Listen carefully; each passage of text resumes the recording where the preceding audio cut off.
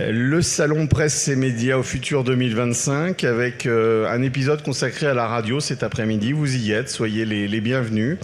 Les médias, on en parle sous toutes ses coutures. Et là, on va parler radio. Il faut quand même repréciser que la radio, c'est le média préféré des Français.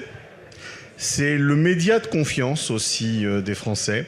À l'époque des fake news, c'est le média qui donne les meilleurs repères, qui nous informe. En tout cas, c'est la déclaration des Français sur les dernières études qui ont été menées. Une fois qu'on a dit ça, tous les voyants ne sont pas au vert concernant la radio. Les voyants sont en revanche très au vert sur l'audio digital. On va en parler. On va parler radio, on va parler audio digital. Et je suis super fier de présenter cette table ronde. Je vais me présenter rapidement. Fabrice Gauthier, ça fait à peu près 40 ans que je suis dans le domaine de la radio, donc presque au début de l'AFM. Il y a autour de cette table d'ailleurs qui était déjà aussi, mais voilà, donc ils vont pouvoir vous parler facilement du marché de la radio, de ses évolutions, et puis on va parler présent et à venir, bien évidemment.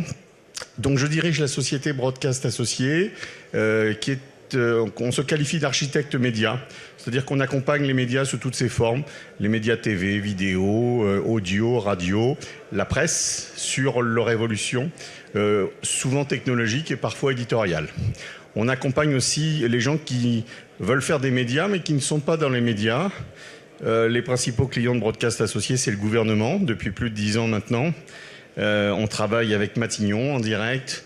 Quand vous voyez le Premier ministre sur les réseaux sociaux, sur YouTube, Facebook, LinkedIn, c'est nous qui assurons cette prestation, qui ressemble beaucoup d'ailleurs au métier de la radio. Et c'est sûrement pour ça que c'est la 3e fois que nous remportons ce contrat. Et on le fait donc pour des syndicats, pour des fédérations, pour des entreprises, etc., etc. Donc on a une légitimité à parler médias, à parler radio. On est d'ailleurs exposant, si ça vous intéresse. On a la boutique broadcast.fr qui est juste à côté, qui est dédié aux médias et à l'événementiel. Alors autour de cette table, je vais remercier François-Xavier Mellon. Déjà, je vais commencer. Je tenais absolument à ce que l'ARCOM soit représenté. L'ARCOM, c'est le régulateur. Il va nous expliquer ce que fait exactement l'ARCOM. Alors l'ARCOM, c'est, pour ceux qui ne connaîtraient pas, la nouvelle appellation du CSA, avec un périmètre plus étendu. La AK, pour nos amis de la Côte d'Ivoire qui sont ici présents, un régulateur. Et d'ailleurs, la AK décline beaucoup sa réglementation à partir de l'ARCOM.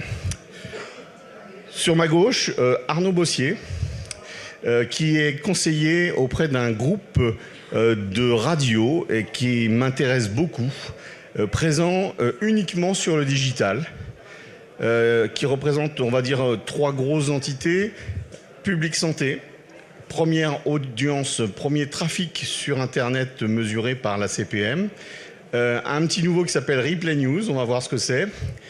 Et puis un 3e qui m'intéresse, mais vraiment, parce que vous êtes les premiers à communiquer autour de ça, c'est Intelligence IA Radio, une radio, un bouquet de radio, 100% intelligence artificielle, ce qui est quand même rarissime, et vous êtes un des rares opérateurs à en parler librement, sans tabou, et c'est pas forcément évident en France. Je tenais aussi absolument à la présence de Radio Associative. Alors il fallait choisir un syndicat. Je suis désolé Victoria, on s'est connus trop tard. Elle est fraîchement élue déléguée d'un syndicat qui s'appelle le SNRL, qui fait partie aussi d'une autre organisation qui s'appelle les Locales, représentée par Jean-Marc Courage. Alors les radios associatives, c'est un acteur important du marché en France. C'est rarissime d'ailleurs, je crois que c'est unique au monde d'avoir autant de radios associatives, communautaires, souvent des radios de terrain. Et on va voir que leur vie est difficile, surtout en ce moment par les temps qui courent, puisque ce sont des radios qui vivent pour beaucoup de subventions publiques ou de subventions, en tout cas au sens large. Régis aussi. Régis Verhuillier, directeur général de Radio Player. Alors lui, c'est presque un habitué. Je suis obligé de l'inviter à chaque fois. Il est bon à chaque fois. Donc je me dis, ce serait quand même dommage de ne pas le réinviter. Et surtout, il propose des solutions concrètes, réelles, sur le présent et l'avenir de la radio. C'est une table ronde donc entre professionnels, entre acteurs du marché. Vous allez voir qu'ils ne sont pas tous d'accord sur l'état des lieux, sur là où on va, là où on pourrait aller. Au milieu de tout ça, il y a l'Arcom. Alors, je sais que l'Arcom déteste qu'on les appelle les gendarmes de l'audiovisuel, mais plutôt le régulateur. Hein. Je ne me trompe pas, François-Xavier. J'ai bien appris ma leçon depuis le temps qu'on me remet en place à chaque fois. Mais c'est vrai que l'Arcom, et je vais te laisser présenter cette entité on va dire en 1 minute, tu expliques un petit peu ce qu'est l'Arcom, d'autant que votre périmètre a été étendu et beaucoup sur Internet ces dernières années. Vous avez intégré, je crois, l'Adopi au sein de vos fonctions. Et quand je disais que François-Xavier, enfin, qu'il y avait des acteurs, je n'ai pas cité de nom, qui étaient là depuis longtemps, moi, ça me rappelle le jeune temps où on développait la radio à travers le rachat de fréquences FM et c'était toute une histoire et ça me fait très plaisir qu'aujourd'hui, François-Xavier, vous soyez là. On va excuser Romain Lallet qui était prévu aujourd'hui officiellement sur cette journée, mais c'est pas la bonne journée pour l'Arcom parce que c'est le jour où ils ont leur rassemblement, où ils parlent de tous les sujets audiovisuels. Donc, s'il vous plaît, François-Xavier, en 1 minute, l'Arcom, c'est quoi et ça sert à quoi ? Merci, bonne question. Vaste sujet en 1 minute. Alors l'Arcom, c'est donc l'instance de régulation qui a succédé au CSA, qui est née de la fusion entre justement CSA et Adopi. Arcom, ça veut dire Autorité de régulation de la communication audiovisuelle et numérique. Donc le champ est assez élargi. Alors on a bien sûr les missions assez traditionnelles et assez historiques de régulation du secteur de la télévision, de la radio. Je suis directeur de la radio et de l'audio numérique à l'Arcom. On a progressivement étendu le champ d'intervention au SMAD, à tout ce qui est vidéo à la demande.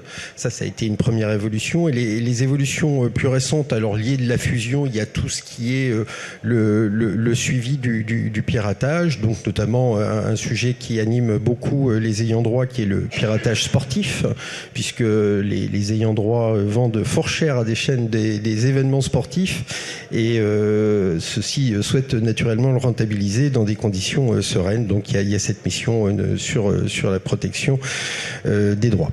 Il y a aussi donc maintenant d'autres interventions qui sont clairement dans le domaine du numérique et des plateformes numériques et des réseaux sociaux. C'est un autre mode de régulation, c'est ce qu'on appelle une régulation systémique. Donc on ne contrôle pas les contenus qui sont sur les réseaux sociaux, mais on contrôle plutôt la manière dont les grandes entreprises, les GAFA, gèrent cette modération et la manière dont ils gèrent les contenus qui sont présents en très grand nombre sur leur plateforme.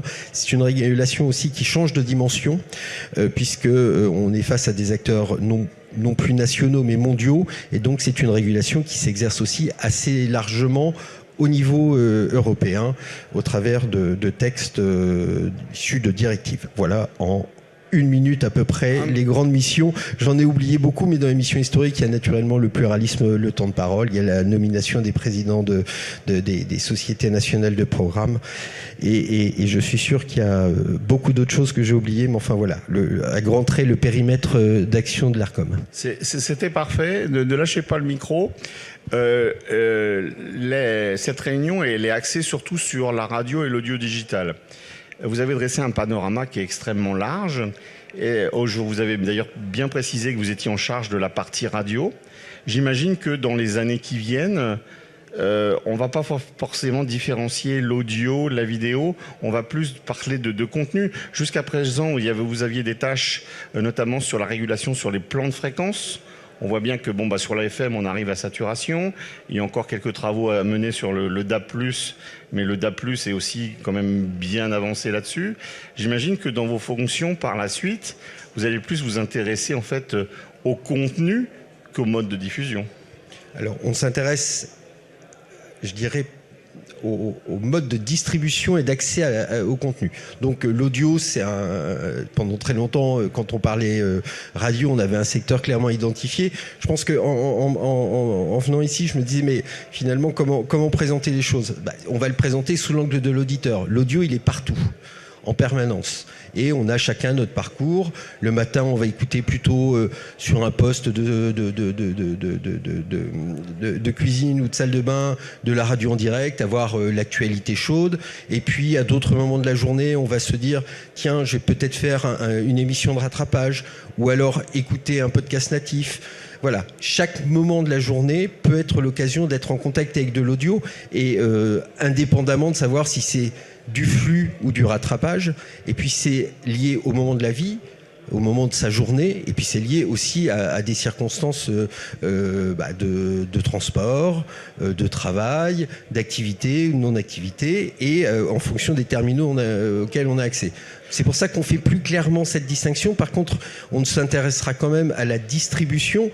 En venant ici, j'étais dans le métro, j'écoutais Radio Player, donc j'écoutais de la radio dans le métro, ce qu'on pouvait pas faire il y a quelques années. Il y a quelques années, la radio ou l'audio, la radio était exclue de ce mode de transport. Aujourd'hui, avec la 4G, on peut écouter de la radio en direct ou faire du rattrapage ou aller sur une plateforme de podcast ou écouter de la musique en streaming. Donc, je dirais qu'on a mille et une occasions d'être en contact avec des contenus de radio ou plus largement audio en direct ou à la demande. Et ce qui est important, et ce qui sera au cœur quand même des réflexions et des enjeux, c'est la capacité à avoir accès à ces contenus de manière assez fluide, je dirais même de manière assez transparente, qu'il n'y ait pas des systèmes qui nous empêchent d'avoir accès au contenu de notre choix, c'est-à-dire c'est avoir franchement quelque chose qui soit pour l'utilisateur le plus transparent possible et le plus complet. Et il y a un deuxième enjeu qui est face à ce foisonnement, parce qu'on est vraiment dans un monde de foisonnement où on a un choix multiple, eh bien, assurer ce qu'on appelle la trouvabilité ou la découvrabilité des contenus. Voilà. Et ce qu'on voit aujourd'hui, c'est des groupes de radio qui sont présents sur tous les segments ou sur de nombreux segments, voire même des groupes qui nativement conçoivent leur écosystème autour du flux et du rattrapage. Il y en a un dans la salle, donc on peut le saluer, mais qui a conçu un système audio complet, une radio en flux, des podcasts, etc., etc. Donc on est aujourd'hui dans un système où l'ensemble du secteur est en train de se transformer. Alors, il faut transformer le mode de diffusion hertzien, c'est-à-dire le DAB+, la radio FM se modernise grâce au DAB+, continuer à avoir un mode de diffusion de la radio gratuite, par les fréquences accessibles, modernes, étendues, qui répondent aux canons et aux standards de notre temps et aux exigences, et puis se placer dans un environnement beaucoup plus large où on écoute la radio et les contenus audio de plein de manières différentes en fonction, je le redis, des circonstances de la journée. Alors, on voit bien qu'on a une époque charnière. Jusqu'à présent, la radio s'écoutait essentiellement FM. Vous avez bien dressé le tableau de ça. Il y a une redistribution complète des cartes, en fait, en termes de marché, parce que jusqu'à présent, c'était celui qui avait la meilleure couverture du territoire, qui avait des chances d'avoir une audience, parce que vous pouvez faire le meilleur des programmes si vous êtes mal diffusé ou si vous n'êtes pas diffusé.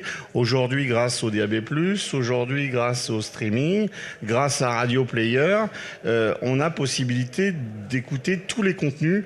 Une radio associative qui m'intéresse à Brest, Neptune, parce qu'elle diffuse du jazz et du classique. Aujourd'hui, je peux l'écouter sur Radio Player, Régis.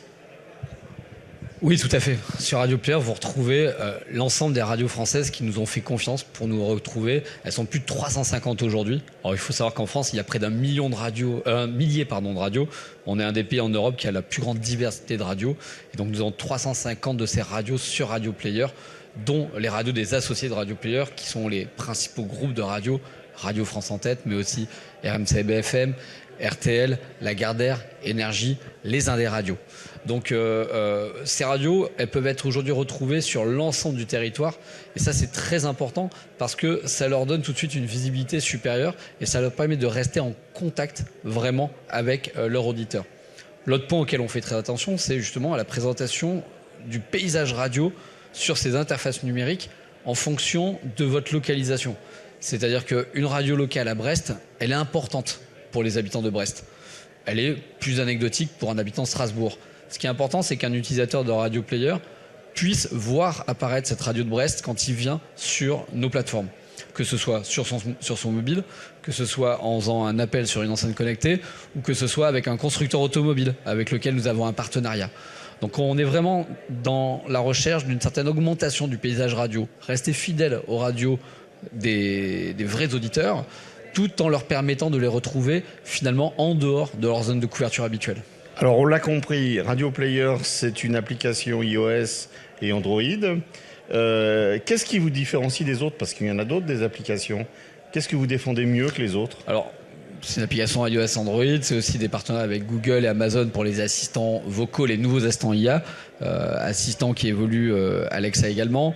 C'est des partenariats avec les constructeurs automobiles pour des applications radio dans les voitures, mais aussi pour la radio hybride, une radio qui est capable de switcher entre le FM, le DAB et l'IP. Donc c'est bien plus qu'une simple application iOS Android, même si ces deux environnements sont très importants. En voiture, CarPlay et Android Auto sont vraiment plébiscités. Ce qui nous différencie des autres agrégateurs, tout simplement, c'est notre actionnariat. C'est-à-dire que Radio Player, en France, appartient au six groupes que je nommais précédemment. Et Radio Player a été créé il y a une quinzaine d'années par les Britanniques BBC, Global et Bauer, qui sont toujours les actionnaires à 100% complètement de Radio Player à l'échelle mondiale. Et Radio Player, aujourd'hui, c'est 27 pays en Europe, plus États-Unis, Canada, et dont l'objectif, finalement, est de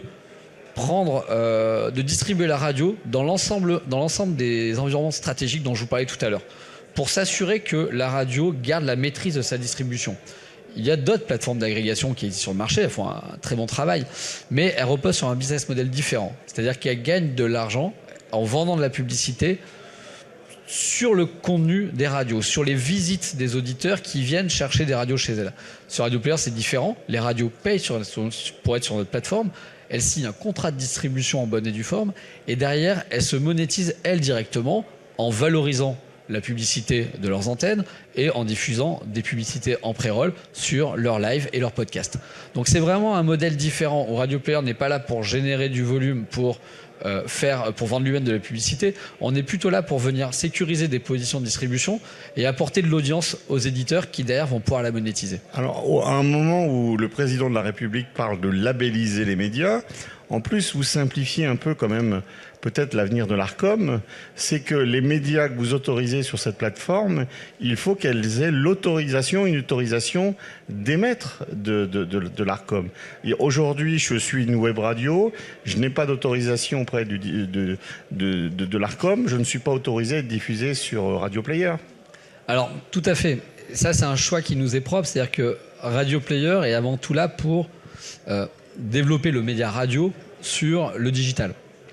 Et comme notre approche est justement de ne pas aller chercher le plus grand nombre de flux audio qui puisse exister et vraiment de nous démarquer en tant que plateforme de radio, notre priorité est d'accueillir l'ensemble des radios françaises. Donc on se concentre là-dessus. Des web radios, il y en a des dizaines de milliers. On ne peut pas toutes les accueillir, ce n'est pas notre mission. Notre mission, c'est vraiment de rassembler, fédérer l'ensemble des radios françaises et de les distribuer dans les meilleures conditions possibles. Alors, tu l'as dit Régis, les actionnaires sont essentiellement des radios privées, voire que des radios privées. Et Radio France. Et Radio France. Et pourtant, vous avez ouvert votre porte à des gens qui n'ont pas forcément les moyens de faire une application comme ça. Je crois que, Jean-Marc, tu me vois un petit peu arriver. Et que vous faites même des webinaires. Je crois qu'hier soir, il y avait un webinaire qui avait été organisé pour aller chercher ces radios associatives. Alors on va laisser, si tu veux bien, le micro à Jean-Marc. Déjà, Jean-Marc, il faut peut-être préciser à tout le monde ici, parce que tout le monde ne sait pas forcément ce qu'est une radio associative, quels sont les avantages et les contraintes, et quels sont les intérêts d'être diffusé sur Radio Player pour une radio associative. C'est une vaste question, mais je pense que les 3 points que j'ai évoqués sont importants à détailler. Alors je vais le faire au fur et à mesure. Tout d'abord, une radio associative, de quoi il s'agit. C'est toujours difficile de donner une définition de ce que sont les radios associatives parce que justement elles participent pleinement au pluralisme et à la diversité du paysage radiophonique en France. Je vais dire qu'il existe quasiment autant de projets radiophoniques qu'il existe de radios associatives. Très souvent, ce sont des radios de territoire qui connaissent véritablement le terrain.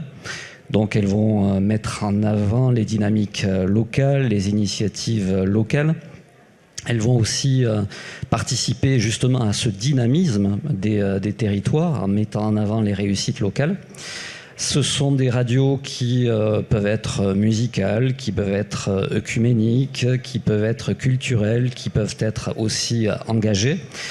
Ce sont des radios de communication sociale de proximité et, parmi les contraintes, puisque tu évoquais les contraintes de ces radios, il faut savoir qu'elles existent sur différents cadres. Déjà, il y a cette mission de communication sociale de proximité que suivent et que mènent donc ces radios associatives, mais aussi elles ont une économie qui est contrainte, puisque au niveau de leur chiffre d'affaires publicitaire, elles ne peuvent pas dépasser 20% de leur chiffre d'affaires en termes de recettes publicitaires.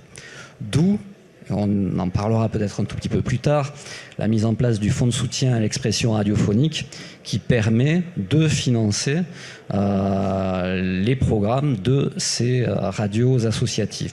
On parlait de visibilité tout à l'heure sur la FM, sur le DAB+, c'est une problématique et de toute manière, il faut toujours que les radios associatives aussi se battent pour être présentes et pour avoir la meilleure zone de couverture, en tout cas celle qui correspond pleinement au territoire qu'elles souhaitent couvrir. Et dans ce cadre-là, et pour faire plaisir aussi à Régis qui est à côté, bien évidemment, nous encourageons les radios associatives à être également présentes sur Radio Player, puisque ça permet, au-delà des frontières de leur territoire, d'être accessible lorsque, par exemple, une personne, un habitant, un résident de ce territoire va ailleurs. Il pourra toujours suivre, en tout cas, ce programme via Radio Player. Donc, dans le cadre des différents échanges que nous avons eus avec Régis, sur la visibilité des radios associatives, vous avez un onglet, les locales, qui représente bien qui nous sommes. Nous sommes surtout, comme je le disais, des radios de territoire, donc des radios locales. Et donc nous sommes présents avec donc une géolocalisation aussi possible de nos radios. Et donc on encourage bien évidemment les plus de 750 radios associatives qui sont présentes sur tout le territoire, en métropole, mais aussi sur les territoires ultramarins, à être présentes sur Radio Player.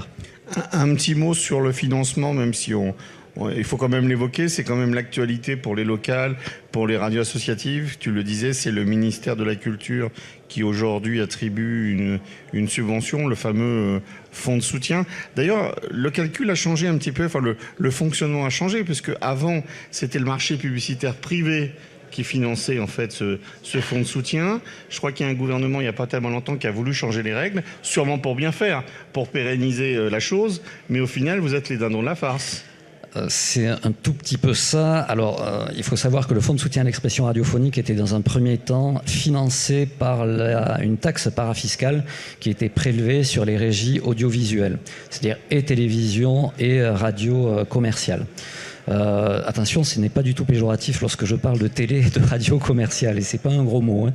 C'est justement, elles financent leur programme grâce à la publicité.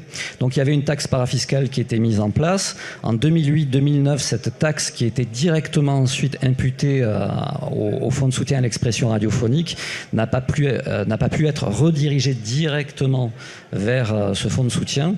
Et à partir de 2019, cette taxe parafiscale a été totalement supprimée et donc n'abonde plus le budget de l'État.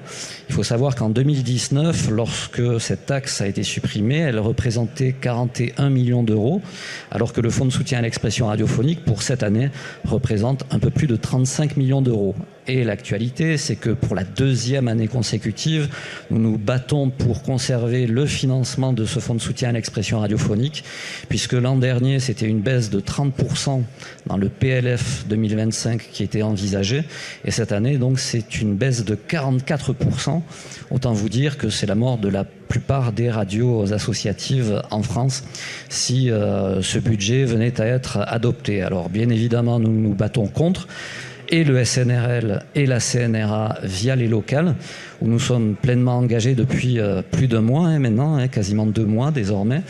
Donc c'est quelque chose qui est énormément chronophage, mais en tout cas on croit aux médias que nous défendons, et donc c'est pour ça qu'on se bat vraiment pour sauvegarder le financement du fonds de soutien à l'expression radiophonique. Bon, il y a quand même eu une bonne nouvelle hier soir, on peut l'annoncer ? quelle bonne nouvelle? Il n'y a pas de bonne nouvelle. Moi, je suis désolé. Il n'y a aucune bonne nouvelle pour les radios associatives. Il n'y a seule... pas eu un fonds de soutien. Alors, c'est un fonds ruralité et territoires ultramarins qui, pour cette année, l'an dernier, c'était un fonds qui représentait 2 300 000 € et qui venait en aide. C'était une aide spécifique pour les radios situées en zone FRR, France Revitalisation Rurale. Et il y avait aussi les territoires ultramarins qui étaient concernés par ce fonds spécifique.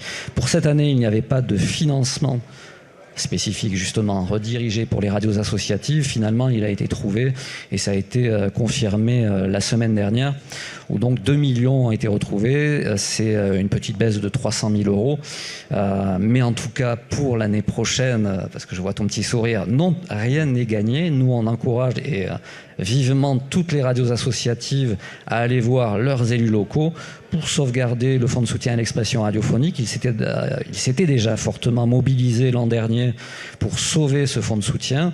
Cette année, il se remobilise une nouvelle fois et il faut véritablement que le gouvernement redonne les moyens aux radios associatives de faire de la radio parce que, alors désolé, mais j'arrête pas de le répéter à chacune des interviews et des réunions auxquelles j'assiste. Il faut savoir qu'au début, donc, c'était un fonds de péréquation, le fonds de soutien. C'est-à-dire que par rapport à cette contrainte des 20% de chiffre d'affaires publicitaire maxi, eh bien, le fonds de soutien devait nous donner les mêmes moyens qu'aux radios commerciales de faire de la radio. Or, nous avons décroché depuis 2002, puisque l'aide individuelle d'exploitation pour chaque radio n'a pas progressé. Elle a même baissé sur les plus hautes tranches il y a de cela quelques années. Bon, on va rester confiant parce que l'an dernier, effectivement, tu l'as rappelé, il y a eu à peu près la même situation et la ministre était la même. Et l'an dernier, elle nous a annoncé que c'était une erreur administrative, qu'ils s'étaient trompés et qu'en fait, ils n'avaient jamais voulu faire ça. On peut imaginer que cette année, ça soit la même chose. Alors moi, je suis désolé, mais c'est juste effrayant de dire que c'est une erreur administrative. Ce n'est pas le cas. Ce n'est pas le cas. Si c'est bis repetita cette année, donc vraiment s'il y avait eu une erreur l'an dernier, elle aurait été corrigée pour cette année. Or, elle ne l'a pas été. Voilà. Bon, on croise les doigts pour vous. C'est vrai que votre avenir est quand même en suspension. Il y a même des partis politiques qui affichent clairement le fait qu'ils voudraient bien vous voir disparaître, si j'ai bien compris. Alors, ils ne l'affichent pas comme ça. Ils souhaiteraient plus de contrôle pour les radios associatives, les radios de communication sociale de proximité. Moi, je tiens juste à rappeler, François-Xavier Mélon, qui est à côté, va sûrement confirmer la même chose. On est aussi contrôlé que les radios commerciales et les réseaux nationaux. Nous avons des conventions que nous signons avec l'autorité de régulation. Si nous ne respectons pas le cadre de cette convention, notre autorisation peut être remise en question. Il peut y avoir des mises en garde, il peut y avoir des mises en demeure, il peut aussi y avoir des amendes qui peuvent être distribuées. Si un citoyen estime qu'il y a eu un dérapage sur une radio associative, il peut directement saisir soit le procureur, soit l'Arcom pour ensuite avoir la pige, donc l'enregistrement de l'émission qui a posé problème, pour justement vérifier s'il y a véritablement eu problème. Donc nous sommes contrôlés déjà, par l'autorité de régulation, mais également, il ne faut pas l'oublier, par la commission du fonds de soutien à l'expression radiophonique, puisque nous, chaque année, pour obtenir ces aides liées à ce fonds de soutien, il faut que nous remplissions un dossier qui est quand même assez conséquent, où il y a tous les éléments comptables de la radio, mais également tout ce qu'a fait la radio, notamment en termes de plusieurs actions éducatives et culturelles, lutte contre les discriminations, ou bien encore développement local. Donc le contrôle, il existe, et je n'en dirai pas plus, pour rester neutre. On va en rester là pour le moment. Donc on voit bien que déjà dans le marché traditionnel, on dirait, de la radio et de l'audio digital, il y a des turbulences comme dans tous les médias. Arnaud, alors vous êtes acteur d'un groupe qui est atypique, qui n'est pas dans le système. Vous n'êtes pas autorisé Arcom, vous n'êtes pas sur Radio Player puisque vous n'êtes pas autorisé. On est sur Radio Player. Oui, vous êtes sur Radio Player ? Tout à fait. Public Santé est sur Radio Player. Donc ils sont autorisés Arcom alors, François-Xavier ? Comment ? Une autorisation. Oui, tout à fait. Ah, vous avez une autorisation DAB ? Tout à fait. Ah, donc, effectivement, l'autorisation d'A+, c'est ce fameux label qui vous permet de... notamment Public Santé. Alors Public Santé, c'est une histoire, hein. Ça fera 20 ans l'année prochaine, en 2006. C'est une radio qui a été créée par des passionnés, Anthony Bourdin, Patrick Casti, avec pour objectif, au départ, comme son nom l'indique, de vulgariser et de permettre à tout à chacun de comprendre ce qu'est la santé et d'en comprendre toutes les chroniques. Avec un véritable succès. Un véritable succès, puisque dès la naissance de la CPM, et notamment dans le groupe Réseau et Marque, Public Santé, et ses déclinaisons, donc ces 7 web radios qui vont de la généraliste qui est Public Santé, en passant par la détente, la sexo, enfin on traite vraiment tous les sujets ayant attrait à la santé.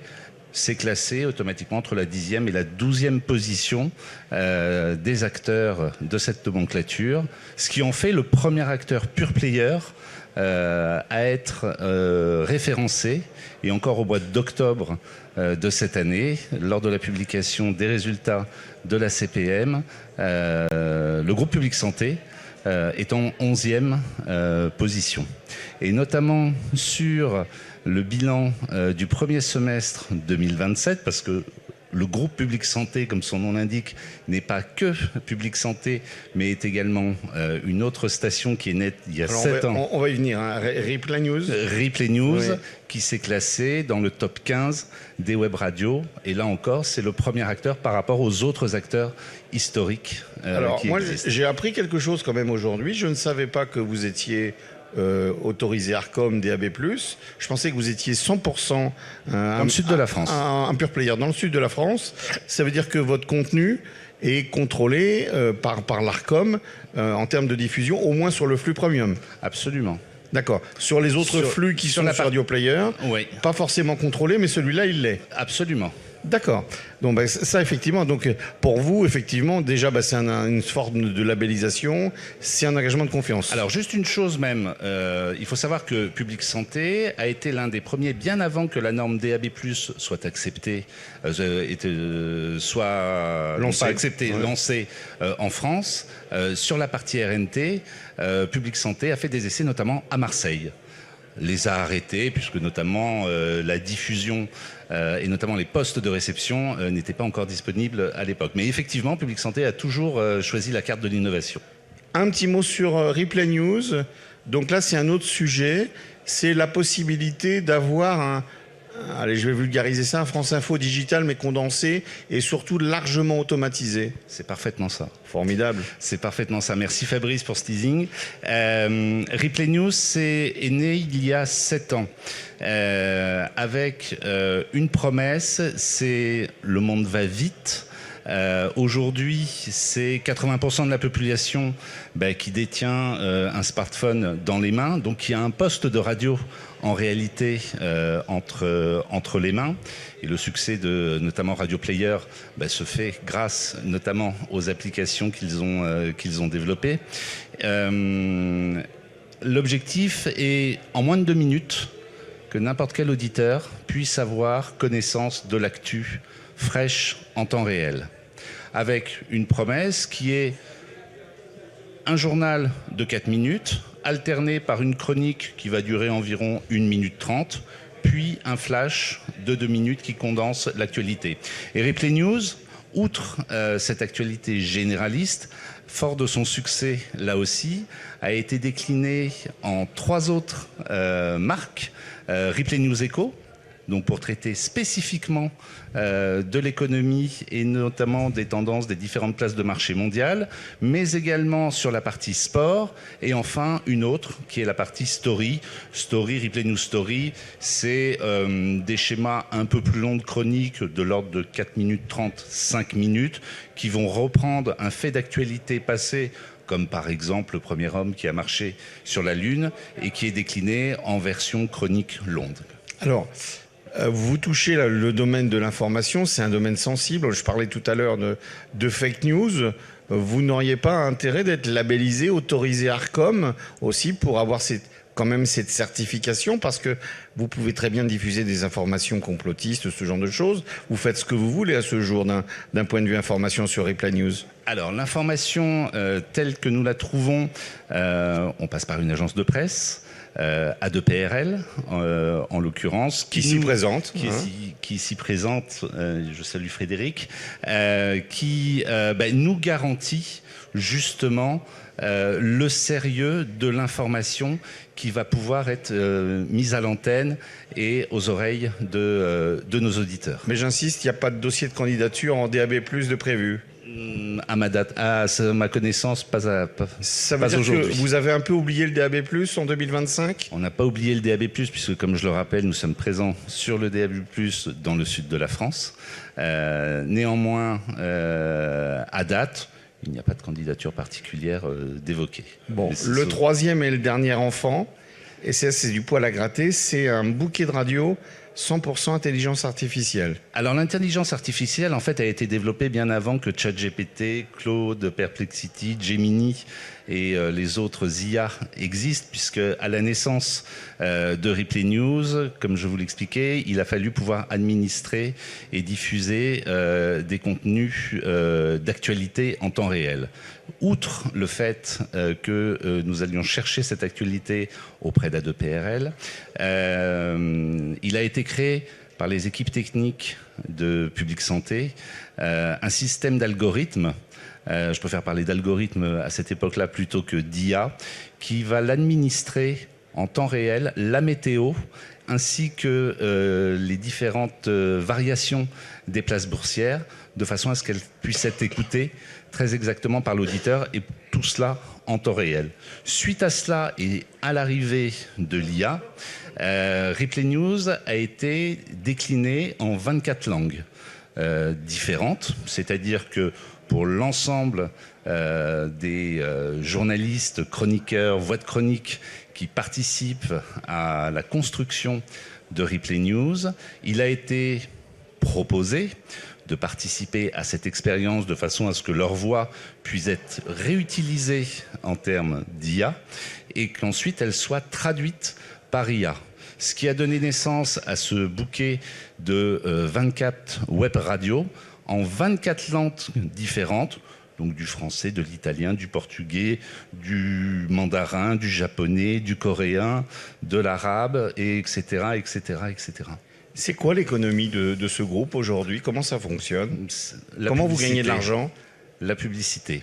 Alors, la publicité, on pourrait en parler, puisque si je reprends les chiffres de 2024 qu'a donné le bump, la radio, c'est 724 millions, si je ne dis pas de bêtises.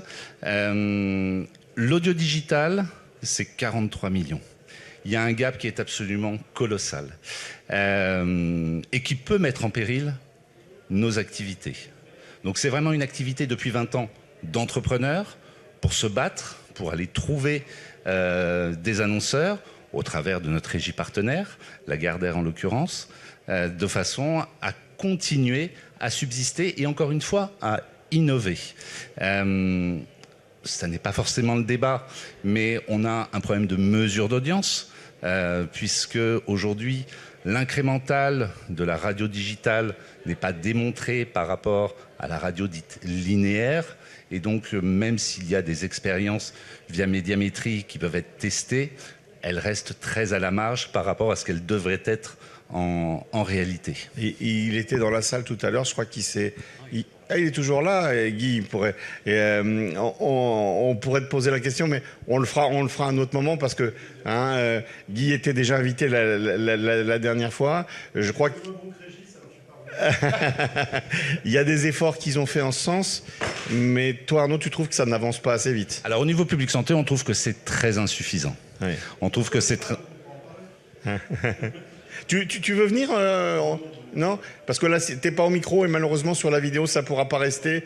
Donc je peux pas te donner la parole plus que ça. Voilà, mais c'est un point de vue. Mais les chiffres sont édifiants. Encore une fois, je rappelle 724 millions en 2024, 43 millions en 2024 entre la radio linéaire et l'audio digital pur. Il y a un véritable souci sur cette économie, et cela me rappelle tout début 2010, où on nous promettait que ce soit l'année du mobile, et on attendait l'année du mobile, j'entends en termes de chiffre d'affaires, qui a beaucoup tardé à arriver. Il y a la CPM quand même qui commence à fournir des chiffres assez précis, et ils viennent de la presse d'ailleurs. Hein. Les premiers chiffres étaient d'abord au niveau de la presse, Sur le JT, et ils se sont mis beaucoup à l'audio, et on les attend sur la vidéo. Oui, tout à fait. Et on continue à soutenir les initiatives de la CPM. Il n'en reste pas moins qu'il y a un juge de paix en France sur les médias qui s'appelle Médiamétrie, et que à date, la CPM part sur la base d'une souscription. Médiamétrie mesure l'intégralité des acteurs de tel ou tel média. Et il se trouve que sur la partie 100% digital, acteur pure player que nous sommes, nous ne rentrons pas dans ces catégories, donc nous sommes laissés sur le bas de la route. Mais en même temps, la nomenclature, à notre connaissance, de la mesure 126 000, qui est née en 1986, n'a que très peu évolué par rapport à ce média digital, et qui est quelque chose que l'on déplore. Bon, on donnera l'occasion à Médiamétrie de répondre. C'est déjà noté pour l'année prochaine, hein, décembre 2026. On en parlera, parce qu'effectivement, j'avais déjà posé un peu ces questions-là l'an dernier. Effectivement, il n'a pas dû être suffisamment bon pour revenir en deuxième année. Non, c'est pas vrai. Il y a des efforts qui ont été faits, et il y a eu des rendez-vous aussi où ça a été largement évoqué, notamment à l'occasion de Innov Audio organisé par la CPM il y a quelques jours. Je voudrais qu'on revienne sur l'intelligence artificielle. Je t'invitais, Arnaud, je voulais inviter ton groupe. Je tenais à saluer aussi le travail d'Anthony, qui malheureusement ne peut pas être là aujourd'hui, parce que vous êtes peut-être le seul groupe français média à parler librement d'intelligence artificielle. En France et en Europe, il y a une forme de tabou. Moi, je travaille pas mal avec le marché américain. Il y a un Américain qui me disait « Mais Fabrice, les radios en Europe et en France, elles vont si bien que vous n'avez pas besoin d'intelligence artificielle. » Et je trouve qu'il y a une petite forme d'hypocrisie d'ailleurs en France au niveau de ces radios, parce qu'elles travaillent toutes en sous-marin avec déjà des outils, elles testent des choses, ça marche plus ou moins bien. Vous décomplexez, vous communiquez largement sur le fait que vous avez un bouquet de radios en intelligence artificielle, et là vous avez ouvert la boîte de Pandore, parce qu'au niveau de la souveraineté des contenus, au niveau des productions, etc., il y a des sujets qui sont complètement à débattre là encore. Alors, comme je le rappelais, en 2006, lorsque Public Santé et le groupe ensuite s'est développé, il s'est développé sur deux mantras: l'innovation et la création de valeur. Pourquoi? Tout simplement parce qu'il y a une observation que Anthony et Patrick Casti avaient fait à l'origine. C'était un début d'érosion de l'audience, à savoir que les moins de 35 ans, à l'époque c'était les moins de 30 ans ou moins de 25 ans, je n'ai plus les chiffres exacts en tête, mais commençaient à se désintéresser et à se détourner du média radio. Aujourd'hui, la réalité, c'est que les moins de 35 ans ne considèrent plus du tout le média linéaire au profit des plateformes. On a travaillé, et les équipes techniques et les journalistes, au total, Public Santé, depuis 2006, c'est près d'une centaine de personnes qui travaillent quotidiennement sur les trois médias. On s'est emparé via Replay News en créant l'algorithme que je vous décrivais tout à l'heure, mais également dès la naissance et les premières expériences qui pouvaient être menées en termes d'IA, pour à la fois développer Replay News, donc dans les 24 langues que je vous expliquais tout à l'heure, avec un outil propriétaire. Il faut savoir que toute la technologie est une technologie propriétaire française que nous utilisons. Pour vous donner un exemple, lorsque nous recevons de la part des journalistes ou des chroniqueurs leur rubrique, ils le rentrent dans un outil qui s'appelle Pilote. Le chef d'édition ensuite va arbitrer en fonction des différentes radios de leur position géographique. Pour vous donner un exemple, il y a une actualité spécifique qui va intéresser Ripley News Italia.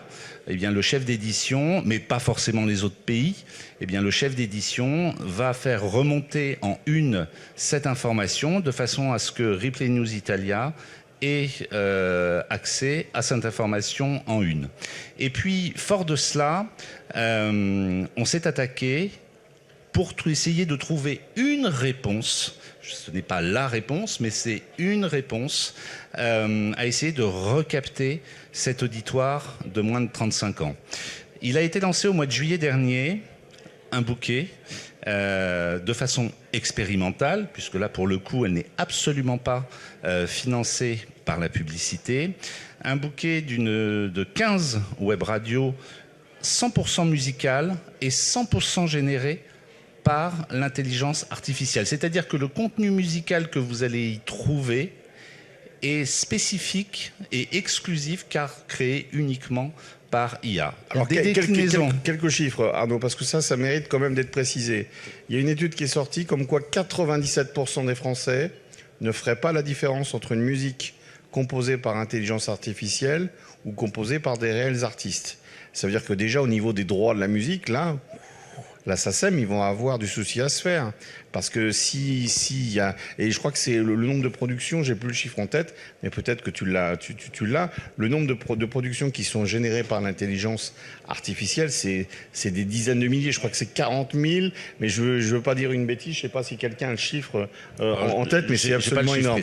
Mais là, rien que cette histoire de production musicale, ça y est, la boîte, elle est ouverte. Et comment on va pouvoir gérer ça? On posera la question après à François-Xavier Mellon. Je lui laisse le temps de réfléchir un petit peu là-dessus. Parce qu'à mon avis, il va lui falloir au moins 30 secondes pour travailler le truc. 15 web radios où l'on retrouve à la fois les standards pop, rock, rap, mais en allant jusqu'à la musique classique, l'opéra, le jazz ou même la quenguette. Lorsque ça a été lancé, on a observé les chiffres et les courbes d'audience sur les 6 premières semaines. Sur les 6 premières semaines, ça a été 6 millions de sessions qui ont été constatées durant cette période. C'est un succès qui est phénoménal, bien au-delà de ce que l'on pouvait espérer. À tel point qu'aujourd'hui, on travaille, et donc je vous l'annonce en exclusivité, sur des radios éphémères, comme une radio spécifique à Noël, alors que je vais essayer de vous faire écouter via le micro. Je suis pas certain du résultat. On l'écoutera à la fin, parce que moi je voudrais tout de suite une réaction de l'Arcom là-dessus. Juste pour terminer, oui. Là encore sur IA Radio, c'est à la fois du contenu généré complètement par IA, mais également couplé à de la musique générée là aussi complètement par IA. On le voit bien, il y a un véritable succès d'audience. On va revenir à la radio telle qu'elle est réglementée aujourd'hui. Je pense aux quotas, je pense à la souveraineté des contenus, je pense à la diversité sur laquelle vous avez été d'ailleurs largement attaqué. Voilà. Là, il y a un chantier qui s'ouvre, François-Xavier, qui est absolument énorme. Comment vous envisagez cet avenir ? Alors, avant de répondre à la question, et c'est pas pour gagner du temps, je vais quand même revenir sur un tout petit point qui pour pas qu'il y ait de confusion. Vous avez évoqué l'idée que l'Arcom donnait une labellisation. Alors, il y a tout un débat actuellement sur la labellisation. L'Arcom ne donne absolument aucune labellisation. C'est un terme mal approprié. Ah, complètement. Nous, on délivre... Conventionné, alors. Alors, oui, on délivre des autorisations, on donne des récépissés de déclaration pour des web radios, mais on ne labellise rien. Et, alors, conventionné, je reviens. Autorisé ou conventionné. Il n'y a que Emmanuel Macron qui l'utilise à ce jour.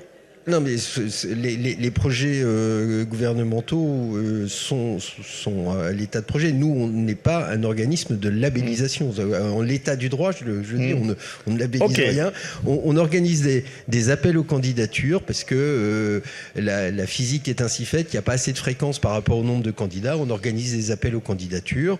Il y a des radios qui viennent avec des projets très différents. Ça va des radios associatives jusqu'aux radios généralistes. Et et puis on met ces radios, on les compare avec des critères, et à la fin, on attribue la fréquence à tel ou tel opérateur, telle radio. Ce n'est pas une labellisation. Et après, chaque radio a une convention avec l'Arcom, Entendu. une convention qui rappelle des obligations générales et qui décrit son projet en particulier, ses engagements particuliers qui peuvent porter sur son format, sur des contenus d'information, etc., etc. Donc ça, c'était peut-être pour éviter qu'il y ait une forme de confusion, parce que comme aujourd'hui, depuis quelques jours, il y a un débat très intense sur la notion de labellisation. Non, mais c'était bien de le préciser. L'Arcom n'est pas un organisme de labellisation des médias. Alors, sur l'IA, il y a beaucoup de choses à dire. Alors, aujourd'hui, l'IA est utilisée. Alors, il y avait la question pour générer des contenus musicaux. Là, je dirais que tout ce qui concerne les droits d'auteur, la SACEM, c'est plutôt... la balle est dans le camp des OGC, du Centre national de la musique, etc.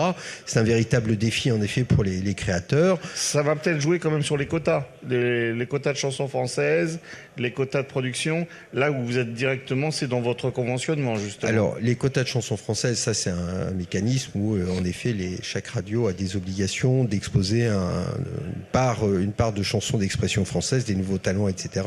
Bon, aujourd'hui, ce qui est diffusé en radio, je pense, il n'y a pas trop de doute sur le fait que ce sont des artistes de chair et d'os. Alors après, bon, il y a aussi ce qu'on peut lire dans la presse sur le fait que tel artiste de premier plan a pu produire tel contenu en IA ou pas. Bon, ça, c'est la question avec sa maison de disques que j'ai plus envie de dire. En tout cas, nous, sur cette partie-là, je dirais, droit d'auteur, on n'est pas directement en première ligne. Après, l'IA est utilisée par des médias aujourd'hui, déjà, non pas pour remplacer les médias qu'on régule, non pas pour remplacer les journalistes, mais certainement pour les aider dans leur travail de collecte d'informations, de vérification, etc. Chacun utilise, chaque groupe ou chaque acteur utilise l'IA pour essayer d'améliorer son efficacité. Il ne faut pas, par principe, dire tout ça n'est pas bien. Le remplacement des animateurs, alors c'est ce que la technologie permet énormément de choses. Après, je suis pas sûr que les auditeurs, tant qu'ils sont capables de voir la différence, l'apprécieront ou pas. Ça, c'est un peu trop tôt pour le dire.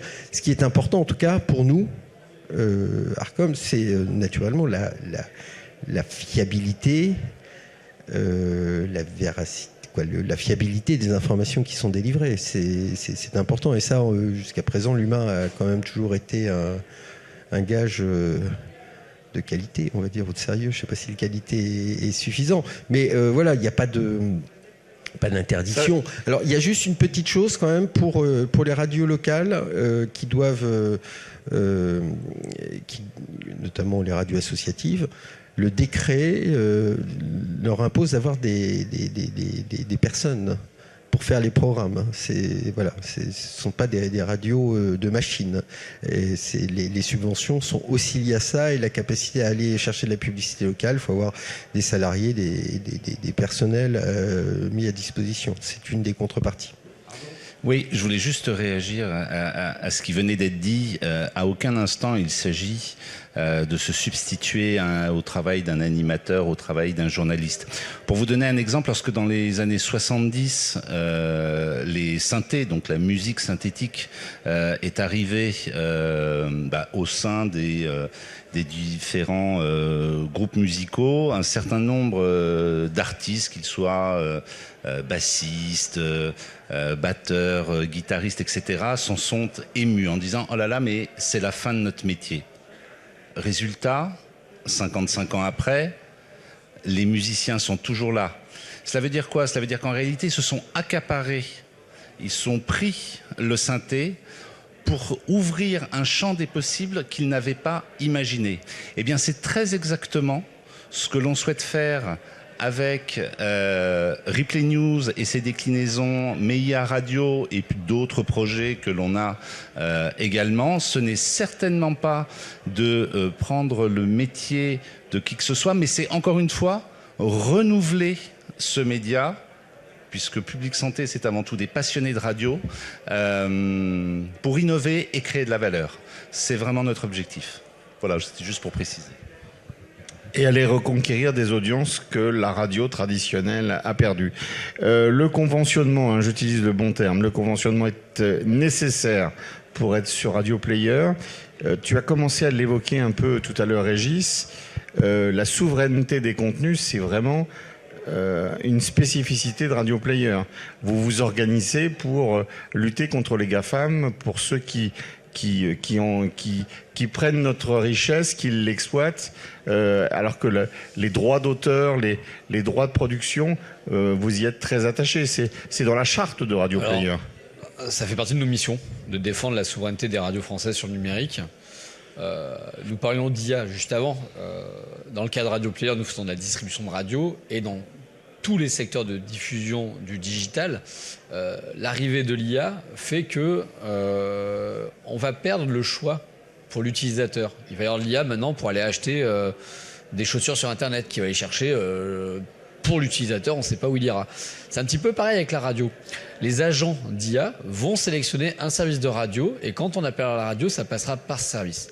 Et donc la souveraineté des radios françaises dans leur distribution, c'est de s'assurer qu'elles maîtrisent la solution technologique qui diffusera les radios quand un utilisateur, quand un auditeur interrogera le futur assistant de Google, le futur assistant d'Alexa, de ChatGPT ou de n'importe quel autre. Quand il appellera une radio, il faut qu'on soit sûr qu'elle passe par une technologie qui est souveraine pour les radios. Pourquoi ? Pour éviter de mettre en place un gatekeeper qui pourrait venir monétiser auprès des radios l'accès à ces nouvelles technologies. C'est pas une peur qui est feinte, ou qui est imaginée. C'est une réalité. On a déjà des GAFAM qui sont venus nous voir pour accéder à certains de leurs outils en nous disant: si vous voulez rester référencé chez nous, on veut partager les revenus publicitaires, on veut faire ci, on veut faire ça. Donc il y a une véritable pression auprès des radios de la part d'industriels au sens large, dans les géants du numérique, mais aussi chez les constructeurs automobiles ou dans tout autre environnement stratégique pour la radio.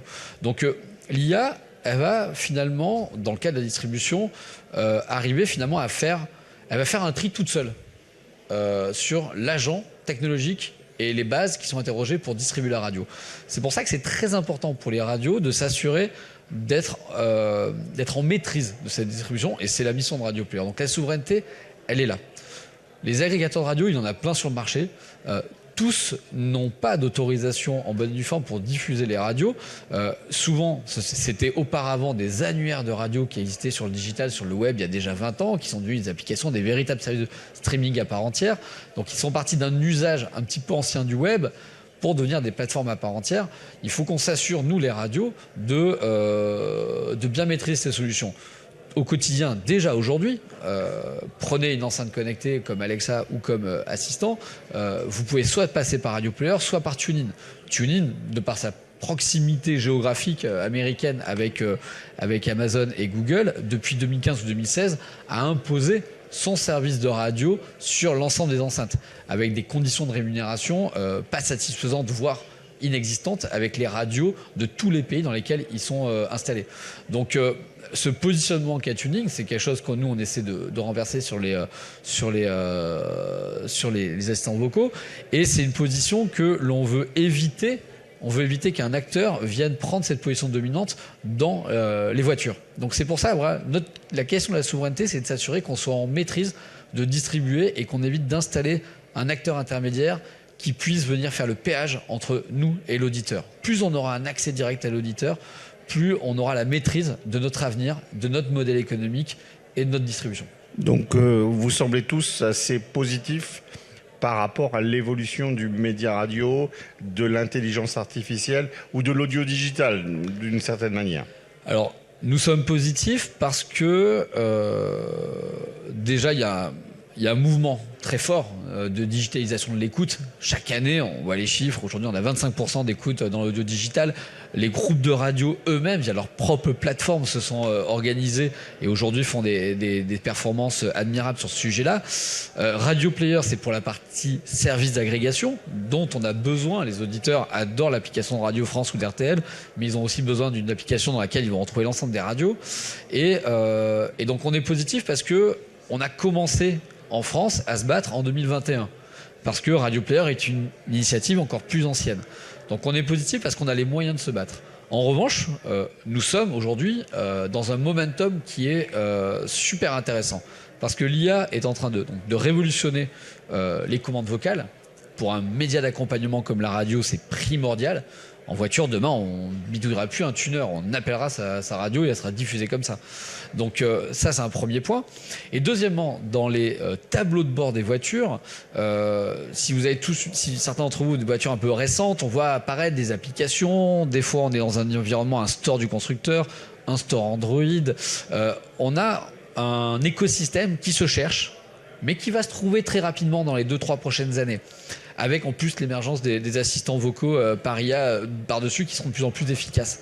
Donc on voit bien que c'est le moment où tout va se décider. Et donc on est confiant parce qu'on a les moyens de se battre. En revanche, on n'est pas naïf. Si on ne fait rien, on risque de décrocher. On va laisser le mot de la fin à Jean-Marc. Là, parce que s'il y a un truc qui est bien un symbole des radios associatives, c'est l'authenticité, c'est le naturel, c'est la présence terrain, c'est la vie réelle. C'est ce que vous représentez parce que vous êtes très proche des territoires. L'intelligence artificielle est peut-être moins présente, moins un sujet au sein des radios associatives. Alors c'est vrai que nous mettons l'humain au cœur de nos programmes, qu'il s'agisse des salariés de nos radios ou alors des bénévoles, parce que les bénévoles sont très nombreux au niveau des radios associatives.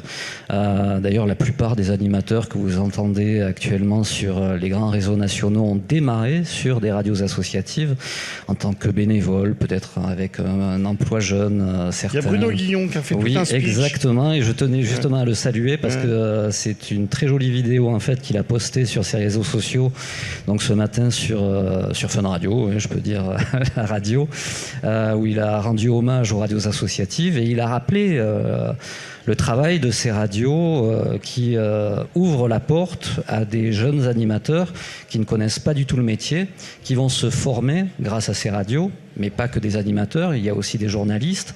C'est le premier pas.